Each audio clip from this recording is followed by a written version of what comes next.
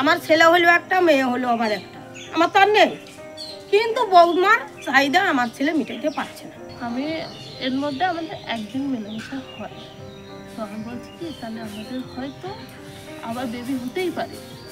ও আমাকে ডাইরেক্ট বলছে আমি তোমার সাথে থাকিনি, তোমার বাচ্চা আমার না, যার বাচ্চা তাকে গিয়ে বলো ওষুধ কিনে দেওয়ার পয়সা। আমি আমার বৌমাকে এমন পর্যন্ত বলেছি, শোন আমার ছেলে যদি বলে তোকে সংসার করবে না, তোর অধিকারে তুই এখানে বসে থাকবি। ঠিক, আমি যা পারি। ওই যে এসেছে জিজ্ঞেস করুক, আমি যদি একটা মিথ্যা কথা বলে থাকি ও বলুক, আপনারা সবাই এসেছেন আমাকে জুতোর বাড়ি দিয়ে যাবেন। শাশুড়ি বলে যে বর মরে গেছে ভাব, তাও তুই এই ভিটেই থাকবি, এটা কিন্তু খুব বড় কথা, একটু ভাবলে পরে যে তার একমাত্র সন্তান, সে বলছে সে মরে গেছে, তুই ভাব। বলছে আজকে তুমি আমাকে বিয়ের 1.5 বছরের মাথায় বলছো ভালো লাগে না, আমার যখন 50 বছর বয়স হবে তখন তুমি কি করবে? তখন ভালো লাগতেও তো পারে, তখন বয়স হয়ে গেলে পরে মানুষের আরো প্রেম বাড়ে, এটা জানো না? এবার আমি দুটো কথা বলি। তুমি এতগুলো কথা না, তুমি সব কথা শুনবো। এবার উনি বলছে তুমি মনে করো। মৌসুমী কে হয়? আমার বৌমা। কতদিন আগে বিয়ে হয়েছে? বিয়ে হয়েছে এই 5 বছর চলে। 5 বছর চলে। কটা ছেলে মেয়ে আপনার? আমার একটা ছেলে। মেয়ে শুধুমাত্র একাই? আচ্ছা, মৌসুমীর বাবার বাড়ি কোথায়? বিননগর। আপনার বৌমার সাথে কি দেখে শুনে বিয়ে? হ্যাঁ। কোনো দাবি দাবা ছিল সেই সময়? না। আচ্ছা, এখন বাড়িতে কি কিছু সমস্যা হচ্ছে? এখন আমাদের সাথে তো কোনো সমস্যা নাই। কার সাথে সমস্যা? সমস্যা ওদের সাথে। ওরা কিরকম? কিরকম বলে, সব সময় বলে তোমার ক্ষমতা নেই, তুমি টাকা পয়সা দাও না, তুমি এইটুকু ইনকাম করো, এখনকার বাজারে চলে না। আচ্ছা, এটা নিয়ে? হ্যাঁ। আচ্ছা, আপনার ছেলে কখনো ওর চেহারা নিয়ে কোনো খারাপ কথা আমাদের সামনে বলেনি, আমার প্রতিবেশীদের কাছেও জিজ্ঞেস করতে পারেন, আমরা এসব কোনোদিন আমরা দেখে এনেছি, আমরা কেন বলবো? আমিও তো কাজ করছি, হ্যাঁ, আমরা কেন বলবো বলুন? এখন বৌমা যদি বলে, এখন আপনি যদি আমাকে একটা কথা বলেন, আমার তো কিছু করার নেই, এবার আমিও তো একটা কথা বলতেই পারি, কেউ কিন্তু কিছু করার নেই, মুখের কথা বলে দিতে। হ্যাঁ হ্যাঁ হ্যাঁ, এইটাই, আমরা কোনোদিন বলিনি, কারণ আমরা দেখে এনেছি, আমরা কেন বলবো? আর বিয়েটা তো হট করেও হয়নি, দেখে শুনে 3-4 মাস 6-7 মাস পরে আমরা বিয়েটা হলো। আচ্ছা, বিয়েটা আমরা দেখে শুনে হয়েছে, ফাইনাল করতে এসছে ওরা 18 জন না 19 জন এসছে, আসার পরে বিয়ে ভেঙে চলে গেছে। চলে যাওয়ার পরে ছেলে মেয়ে ফোনে যোগাযোগ করে বিয়েটা ঘটিয়ে নিয়েছে। মেয়ে বলেছে আমি বাড়ির থেকে পালিয়ে চলে যাব, ছেলে আমাকে বলছে যে মা এরকম বলছে, আমি বলছি যে না, পালিয়ে কেন যাবে, আমরা কেন চুরি করে নেবো নাকি? আমরা সামনাসামনি দেখে এসেছি, তারা ভেঙে নিয়ে গেছে, আমার স্বামী অসুস্থ, তাকে নানান রকম ব্যঙ্গ করে গেছে, তো সেটা ওদের ব্যাপার, আমাদের তো কোনো ব্যাপার না। বলে ও বলছে পালিয়ে আসবে, আমি না পালিয়ে তো আমরা নেব না, সে যদি এখানে বিয়ে করতে চায় মা বাবাকে রাজি করুক, আমরা গার্জিয়ান নেব, তারপরে আমরা কাজ করব, আমরা গার্জিয়ান ছাড়া কাজ করবো না, এই হচ্ছে আমাদের। তারপরে যাই হোক, বৌমার মাকে রাজি করিয়েছে, চৈত্র মাসের 1 তারিখে আমাকে ফোন করে। আচ্ছা, ফোন করে বলছে যে দিদি ভালো আছে? আপনি কে? বলছে আমি মৌসুমী। কোন মৌসুমীর মা? বলছে বিননগর মৌসুমীর মা। আমাদের বিননগরের মৌসুমি তো আমরা নেবো না, আমাদের কৃষ্ণনগরে কত মৌসুমি, এই আর কি করছি, এ মৌসুমি তো শাশুড়ি তো চেনেই না। হ্যাঁ, তারপরে যাই হোক কথা বই আর কি করে, তারপর হ্যাঁ বলো। বলছে দিদি যাই হোক, যা হবার হয়ে গেছে, বাদ দেন সব, ছেলে মেয়ের সুখের জন্য অনেক কিছু ত্যাগ করতে হয়, সে তো 100 বারে আমি আগেও বলেছি, ছেলে মেয়ের সুখের জন্য অনেক কিছু ত্যাগ করতে হয়। বলছে তাইলে আপনারা একদিন আসুন, এসে সামনাসামনি বসে কথা বলুন। আমি বললাম সামনাসামনি বসে কথা বলবো, তাহলে এই যে ফাল্গুন মাসটা চলে গেল, আর আজকে চৈত্র মাসের 1 পড়লো, পোড়া মাসে আপনি আমাকে ফোন করলেন, ঠিক আছে আমি তো বলতে পারবো না, আমার তো গার্জিয়ান আছে, আমি গার্জিয়ানকে জিজ্ঞেস করি, তারা যদি বলে যে না সামনাসামনি বসে কথা হতেই পারে, তাহলে আমরা অবশ্যই যাব, ঠিক আছে আমি আপনাকে পরে ফোন করবো। তারপর আমার গার্জিয়ান যেগুলো আছে, আমার ঘরে গার্জিয়ান না থাকলেও তো আমি কাউকে তো গার্জিয়ান সাজাইছি, তাকে বলি হ্যাঁ সামনাসামনি বলে আলোচনা করাই যেতে পারে। তারপরে আমরা একদিন গেলাম, সেখানে গেলাম, গিয়ে তারপর ওই সামনাসামনি বসে আলোচনা হলো। আচ্ছা, হয়ে বিয়ে ফাইনাল হলো, তার মধ্যে লকডাউন পড়ে গেল, যেদিন মানে বিয়ে ঠিক করে আসলাম পরের দিনই লকডাউন দিল, জনতা কার্ফু হলো না সেদিন। তারপরে ধরুন বড় বড় লকডাউন হয়ে গেল। তারপরে একদিন আমাকে বিয়ান ফোন করে বলছে যে দিদি আমি তো ভেবেছিলাম বিয়েটা একটু পিছাবো, তাই এখন ছেলে মেয়ের যা পরিস্থিতি আমি আর মেয়ে ঘরে রাখতে পারছি না, আপনি যেভাবে হোক অনুষ্ঠানটা করুন। বলছি দেখুন আমার আত্মীয় স্বজন কেউ আসবে না, আমার কেউ আসবে না। বললো যেভাবে দেখুন আমি যেটুক টাকা তুলেছি, লোন তুলেছি মেয়ের বিয়ে দেবো বলে, তার লকডাউন হয়ে গেল, পিছিয়ে গেল, তা আমি আর রাখতে পারছি না, বুঝতেই তো পারছেন অভাবের সংসার। আর ঠিক আছে তাহলে আমি আবার যোগাযোগ করি সবার সাথে। যোগাযোগ করার পরে বললো ঠিক আছে তাহলে তারা যদি বলে তাহলে করো। এইভাবে করে তারপরে বিয়েটা হলো। আষাঢ় মাসের 13 তারিখ না কয় তারিখে যাক বিয়েটা হলো। এই পর্যন্ত হওয়ার পরে দিব্যি ভালো, দিব্যি বৌমাও ভালো, দুজনের মধ্যে মিল দিব্যি ভালো চলছে। এবার ওদের ভালো তো আমার তো আর 5টা নেই। আমার ছেলে হলো একটা, মেয়ে হলো আবার একটা, আমার তো আর নেই। কিন্তু বৌমার চাহিদা আমার ছেলে মিটাইতে পারছে না। ঘর ভালো, সংসারের একটা বউ, যেটুকু ইনকাম হয় আমার মনে হয় আপনাদের দেখে শুনে মনে হচ্ছে যে না আপনাদের একভাবে না একভাবে চলে যায়, কোনো আমাদের চলে যায়, গোবিন্দ আমাদের চালিয়ে দেয়, কোনো অসুবিধা নেই। কিন্তু এবার দেখেন আমি আজকে ভালো খাচ্ছি, আমি কি কালকে ভালো খেতে পারবো? এরকম কিন্তু আমার সুখটাকে যেরকম আমি নিচ্ছি, আমাকে দুঃখটাকেও আমাকে নিতে হবে, তাই তো? এটাই হচ্ছে ঘটনা। আমাদের বৌমার সাথে আমাদের কোনো বাড়ি ঝগড়া অশান্তি কিছুই হয় না। এ সামান্য কিছুতে ভাত খাবে না, সারাদিন শুয়ে থাকবে, আমি মরবো। তখন আমি ভয়ে ভীতু, আমি বৌমার মাকে ফোন করি। এবার কেন আমি এবারকার ইয়ে হচ্ছে মানে বললো কি তুমি আমাকে না জিজ্ঞেস করি কেন আমার মাকে ফোন করেছে। আচ্ছা, তো বৌমার মা বললো ওনার জ্বালাই উনি ফোন করেছে। আজকে যদি আমার সাথে এই ঘটনা ঘটতো আমিও ফোন করতাম। ঠিক আছে, বৌমা ফোন করলো, আমার মোবাইল ছিল না, দিয়ে বৌমার মোবাইলে ফোন করলো, ফোন তোলে না। তারপর ওই যে আমার এটা দিদি মানে আমার পড়শি এনার বাড়িতে ফোন করছে, উনি নিয়ে আসলে তোর মা ফোন করেছে কথা বল, অন্যান্য কথা বলবো। তারপর আমার কাছে নিয়ে গেল, দিয়ে আমি বলছি হ্যাঁ দিদি বলুন। বলছে মেয়ে তো ফোন ধরলো না। তবে তাহলে বলেন না ধরলে আমি আর কি করতে পারি বলুন। তখন বলছে না, বলেন কি বলবেন? বলছে আমি আর এখন বলবো না কিছু। আচ্ছা দেখি আমি কি। আমি বলছি না দেখি না, আপনাকে আসতে হবে। কেন দিদি আমি এই ঝামেলা নিতে পারছি না, এই যে আর সারাদিন রাতে খাই নাই, সকালে খাই নাই, দুপুরে খাই নাই, তাহলে একটা মানুষ কয় বেলা না খেয়ে থাকে? হ্যাঁ, আপনি আসুন, এসে আপনি মেয়ের কি করবেন আপনি করেন। কেন দিন গেলে এই অশান্তি তো ভালো লাগে না, কিচ্ছুই না। দিয়ে ওর মা বললো কিরে ভাত খেয়ে নে। আমি খাবো না। তাহলে কি করবি? খাবো না বলেছি, খাবো না। খাবি না তাহলে কিছু তো একটা করতে হবে, কি করবি? অনেক সময় পর বলছে আমি সংসার করবো। কেন সংসার করবি না? আমি বলছি এই তোদের আমার সঙ্গে খেতে হবে না, তোরা আলাদা খা, তবু তোরা সুখে থাক। আমার ছেলেকে বললাম এই এদিকে শোন। বলছে আমি তোমার কথা শুনবো না। কেন শুনবি না? তাহলে তোর ফ্যামিলি নিয়ে আমার ঘর থেকে বের। আমি একথা বলেছি, তোর ঝামেলা কেন আমি নেবো? হ্যাঁ, তারপরে এই কথা বলার পরে ছেলেকে বললাম যে তুই এক কাজ কর, যা বাজার করে নিয়ে আয়। বলো আমি মাইনে বিল পাই না, মানে সপ্তাহে পয়সা পাই। আমি যে বিল যদি না পাস, মুদিখানা দোকান আছে সব নিয়ে আয়, কাঁচা বাজারের ব্যবস্থা কালকে হবে, আজকে নিয়ে আয়, রান্না করি তোরা খা, তারপর কালকে সকালে সবজির ব্যবস্থা হবে। এ কথা বলার পরে আমার ছেলে চলে গেছে। আমি যে আবার ছেলেকে এই কথা বলেছি আমি আবার মনে নেই।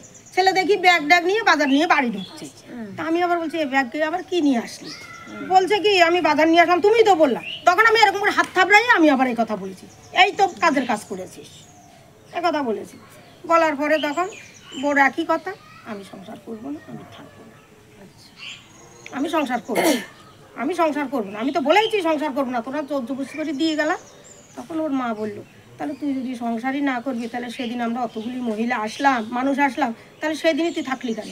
তাহলে সেদিনই তুই ডাইরেক্ট বলে দিতি যে আমি সংসার করবো না, তাহলে আমরা চলে যেতাম, অতগুলো কথা হতো না, অত লোক জড় হতো না। ওরা এসে তো খুব হরি চেঁচামেচি করতেছে, দিয়ে আমাদের সংসারে কোনো আদি নাই বাদি নাই, কোনো ঝামেলা নাই, কাজ করি দিব্যি খাই, যেটুক জোটে সেটুক আমরা খাই। আমার স্বামীটা অসুস্থ, ওরা যখনই আসবে তখনই আমার স্বামীটারে ওরা ব্যঙ্গ করবে। হ্যাঁ, ব্যঙ্গ করে। এবার ব্যঙ্গ তো আমার দরকার নেই, তো সেসব নিয়েও তো হচ্ছে না। আমাদের কথা হচ্ছে বৌমা আমি নিয়ে এসেছি, সংসারের অভাব হতেই পারে, আমরা অভাব করিনি। আমার মা চাল দিয়েছে, তেল দিয়েছে, সাবান দিয়েছে, খড়ি পর্যন্ত দিয়েছে, কিন্তু আমরা সংসারে ছিলাম। হ্যাঁ, আমি আমার বৌমাকে এমন পর্যন্ত বলেছি শোন, আমার ছেলে যদি বলে তোকে সংসার করবে না, তোর অধিকারে তুই এখানে বসে থাকবি। ঠিক, আমি যা পারি। ওই যে এসেছে জিজ্ঞেস করুক, আমি যদি একটা মিথ্যা কথা বলে থাকি ও বলুক, আপনারা সবাই এসছেন আমাকে জুতোর বাড়ি দিয়ে যাবেন। আমি এই কথাও বউকে বলেছি, আমার ছেলে যদি তোকে বলে থাকে যে তোমাকে আমার পছন্দ না, আমরা শুনিনি বোর কথাতে, আমি বলি হ্যাঁ বলেছে, ঠিক আছে, যে ঠিক আছে তুই থাক, তোর অধিকারে তুই থাকবি, বাড়ি ঘরে আমার তো আর কেউ নেই, তুই তো একা, হ্যাঁ, আমার ছেলে থাকবে না, থাক চলে যাক, আমার ছেলের দরকার নেই, আমার বোর দরকার, আমার নাতির দরকার। বলুক, আমি যদি একটা মিথ্যা কথা বলে থাকি, আমি এই যে বলেছি রেকর্ডিং করি শুনান, যদি বলে এর মধ্যে আমার শাশুড়ি একটা কথা মিথ্যে কথা বলেছে, তাহলে আপনাদের সবার পায়ে ধরে আমি ক্ষমা চেয়ে মাকে বলবো। আর বউকে আমি বলেছি তোর যখন যা দরকার হবে তুই আমায় বলবি, তোর যে আমার যদি সমর্থন হয় আমি তোর মার কাছে চেয়ে নেবো যে দিদি আমার তো এই অসুবিধা, আপনি কারণ উনিও গরিব আমিও গরিব। হ্যাঁ তাহলে বলুন, আমি আমার ছেলে একটু কর্মে কমা, যা সত্যি কথা আমার ছেলে কর্মে কমা, বুদ্ধিতেও হালকা, তো বুদ্ধিটা হালকা কি পাগল? পাগল না, পাগল থাকলে বাইরে কাজ করতে পারে না। এবার অন্য ছেলেবেলে যেরকম টাকার নেশা, হ্যাঁ অমুক জায়গায় কাজ করবো আমি 20,000 পাবো, তমুক জায়গায় কাজ করলে আমি 25,000 পাবো, তাহলে আমি এই করতে পারবো সেই করতে পারবো, সেই নেশাটা নেই। যে এইটুকু করছি তো আমার সংসার তো চলে যাচ্ছে টেনে টুনে, মা বাবা আছে ঠিক টেনে নিয়ে যাচ্ছে, মানে উপরে উঠার ওর ইচ্ছে নেই। তো এবার আমি দেখতেছি ঘরটা আমাকে সরকার দিয়েছে, তারপরও আমি বলছি যে দিদি বুঝিয়ে সুঝিয়ে থুয়ে যান। আমার ছেলে যদি ওর সাথে সংসার না করুক গা, আমার বোধ দরকার, আমার ঘর বাড়ি আছে, তোর অধিকারে তুই থাকবি। ঠিক আছে, সন্তান একটা বাচ্চা আছে। হ্যাঁ আমি বললাম যে তুই ভাব যে আমার ছেলে মরে গেছে, আমি এমনও বলেছি কেন আমার একটা ছেলে মরে গেছে, সেই মার মুখে এই কথা মানাই না, তবু আমি বউকে এই কথাটা বলেছি যে তুই ভাব তোর স্বামী মরে গেছে, তুই শ্বশুরের ভিতরে তাও থাক। তাহলে আমি আর কি করতে পারি বলেন ওদের জন্য? আমি আর কি করতে পারি বলেন? ঠিক আছে, হ্যাঁ ঠিক আছে। এবার আমি দুটো কথা বলি। তুমি এতগুলো কথা না, তুমি সব কথা শুনবো। এবার উনি বলছে তুমি মনে দাঁড়াও, করো, তোমাকে আমি জিজ্ঞেস করবো, তুমি এত ব্যস্ত হো না, উনি তো তুমি চুপ করো না। উনি বললো মানে তুমি বলতে হবে নাকি? আমি বলবো তো, আমি যখন বলবো তখন বলবা। তুমি যাও এখানে এসো। আচ্ছা তোমার প্রথম এখানে বিয়ে ঠিক হয়েছিল, হ্যাঁ? তারপর বিয়ে ভেঙে যায়, তারপরে আবার প্রেম করো দুজনা ফোনে? প্রেম আরে কথা তো ফোনে কথা হয়। ফোনে কথায় আমি ওকে না করি যে আমি তোমাকে বিয়ে করব না, আমার বাড়ি থেকে রাজি হচ্ছে না।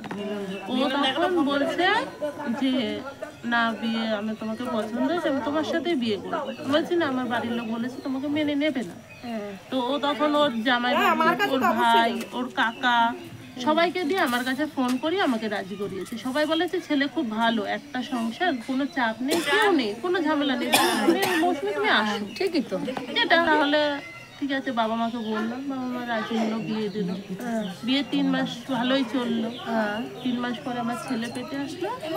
3 মাসের পরে আমি অসুস্থ, ছেলে পেটে যেমন বাচ্চা কাছে আসলে আমার শ্বশুরজিকে বলছি মা ডাক্তার দেখাবো না? বলছে 6 মাস লাগলে আমরা ডাক্তার দেখাই না। ঠিক আছে। তারপরে আমার মা আমাকে নিয়ে গিয়ে ডাক্তার দেখানো শুরু করলো। এবার ডাক্তার দেখানোর খরচা পাতি যেগুলো লাগে উনি একটা দিনও জিজ্ঞেস করেনি যে মৌসুমি তুই কি দিয়ে যাচ্ছিস।